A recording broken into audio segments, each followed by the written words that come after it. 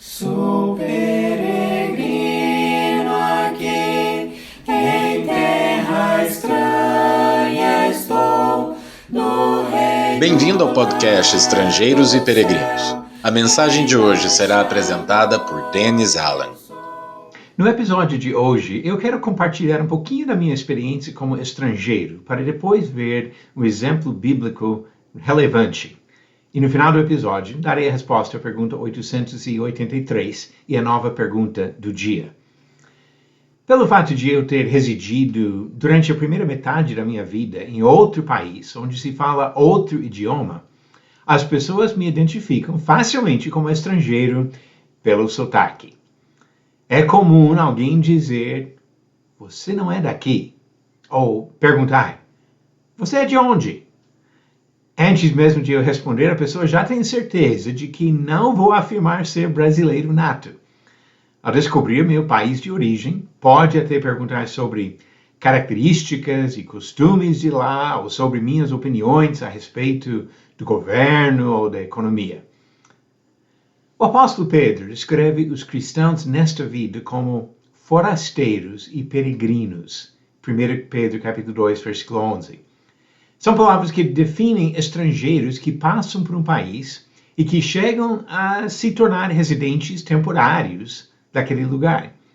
Esses termos destacam a importância de sempre lembrarmos que somos cidadãos de outra pátria, fora deste mundo. Como Paulo também afirmou quando disse em Filipenses 3, versículo 20, pois a nossa pátria está nos céus, de onde também aguardamos o Salvador, o Senhor Jesus Cristo. Voltando para Pedro, o contexto das palavras dele enfatiza o comportamento dos cristãos em contraste com o de seus vizinhos. Da mesma maneira que podemos estranhar os costumes culturais de estrangeiros, Pedro afirma que as pessoas ao nosso redor devem perceber em nós atitudes e condutas diferentes que refletem a vontade do nosso rei e não o procedimento deste mundo. Em outro texto que aborda o tema de estrangeiros e peregrinos, o autor acrescenta uma observação interessante. Ele fala de Abraão e outros que saíram de um lugar cheio de idolatria para seguir o Senhor. E disse em Hebreus capítulo 11, começando no versículo 14, porque os que falam desse modo manifestam estar procurando uma pátria. E se, na verdade, se lembrassem daquela de onde saíram, teriam a oportunidade de voltar.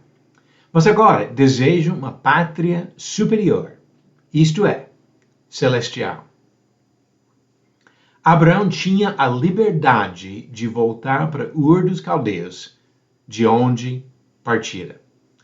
Seus descendentes tinham a liberdade de voltar para a terra do Egito, a terra da sua escravidão.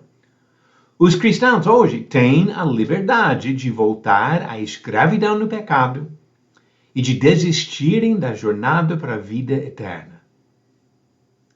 Deus não forçou Abraão a continuar morando em tendas em uma terra estranha.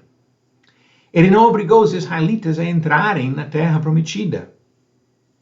E ele não constrange ninguém hoje a prosseguir para a vida eterna. Que possamos falar com convicção o que diz Hebreus 10, versículo 39. Nós, porém, não somos dos que retrocedem para a perdição, mas somos da fé para a preservação da alma. Agora as perguntas bíblicas do dia. Pergunta 883. Verdadeiro ou falso? Paulo descreve o corpo ressurreto como um corpo natural, igual ao que temos agora. Essa afirmação é falsa. Diz em 1 Coríntios 15, versículo 44, semeia-se corpo natural, ressuscita corpo espiritual. Se há corpo natural, há também corpo espiritual. E o corpo ressurreto vai ser espiritual e não natural. E a nova pergunta para hoje. Qual era a origem de Doeg, o homem que denunciou a Saul, o sacerdote que ajudou Davi? Alternativas: A. Filisteu, B. Amonita, C. Edomita ou D. Moabita. Todos eram inimigos do povo de Israel e Doeg era de um desses povos. Qual? A resposta no final do próximo episódio de Estrangeiros e Peregrinos. Quem serve a Cristo hoje saiu da escravidão do pecado para entrar no caminho de Deus, mas tem a liberdade de voltar. Seria insensato e fatal, mas existe a possibilidade de voltar ao pecado e abandonar Cristo. Vamos manter o foco no nosso objetivo eterno, de estar na presença de Deus para sempre.